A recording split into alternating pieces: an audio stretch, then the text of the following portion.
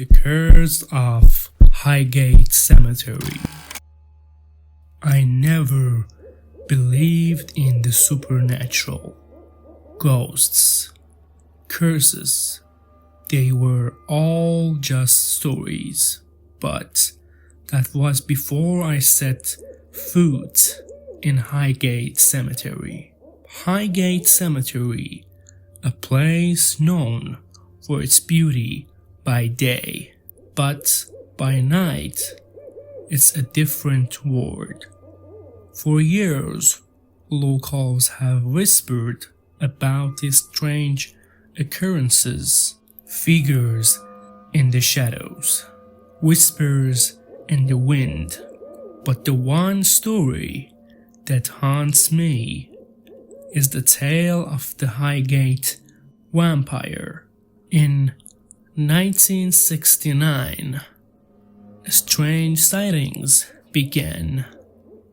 A tall, dark figure with eyes that glowed red was seen drifting among the graves. People started to report feeling a cold chill, as if something or someone was watching them. The media dubbed it the Highgate Vampire. It wasn't long before the sightings grew more terrifying. Graves were found disturbed, bodies dug up, and animals mutilated.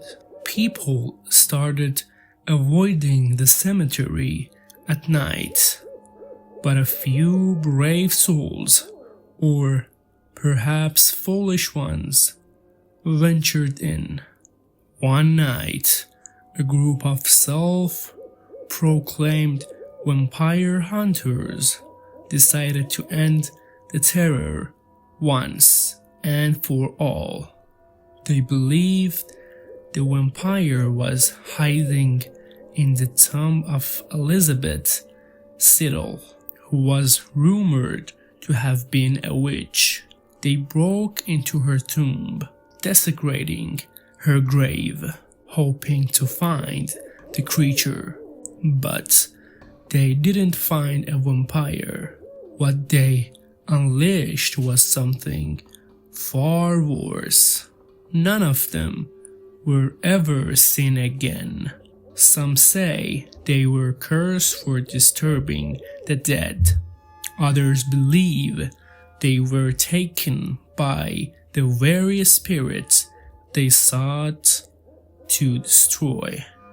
But after that night, the sightings stopped, and Highgate Cemetery returned to its eerie silence.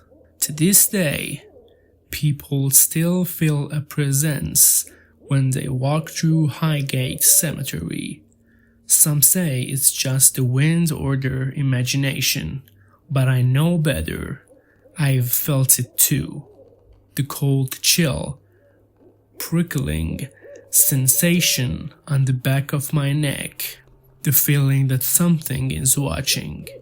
So, if you ever find yourself in Highgate Cemetery after dark, be careful where you tread, because some spirits never rest and some curses never die.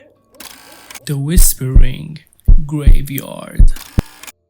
I grew up in a small town, the kind where everyone knows everyone, and the biggest excitement was the annual fair. But there was one place we all avoided, the old cemetery at the edge of town. They called it the Whispering Graveyard, and for good reason. When I was a teenager, we used to tell ghost stories to scare each other, but the scariest story was always about the cemetery. People said that if you stood near a certain grave, you could hear whispers, soft, urgent, like someone was trying to tell you a secret. but if you listened too long, bad things would happen. One night, we decided to prove how brave we were. We went to the cemetery just before dark and dared each other to stand by the grave. No one wanted to be the first, but eventually my friend Jake stepped forward. He stood there grinning, but then his face changed. Jake said he could hear something whispering his name. We thought he was messing with us, trying to scare us, but then he started screaming. He ran out of the cemetery like something was chasing him.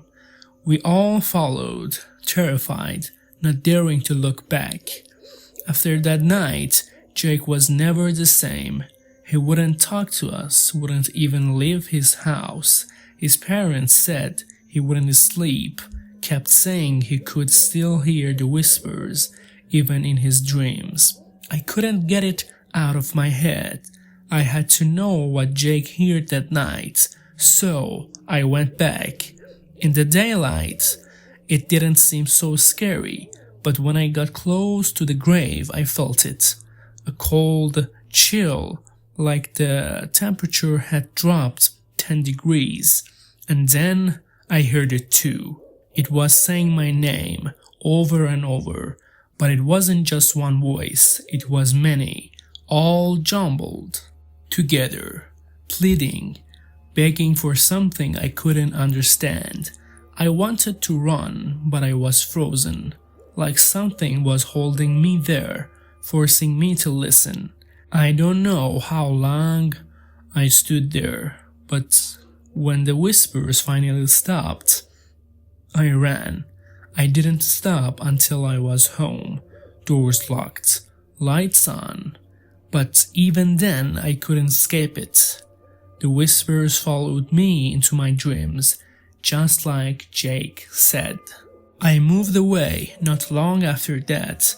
I had to get away from the whispers, from the nightmares, but sometimes, in the dead of night, I still hear them, soft, urgent, like they're trying to tell me something terrible. I've learned one thing from all this. Some places are haunted, not by ghosts, but by the voices of the forgotten begging to be heard.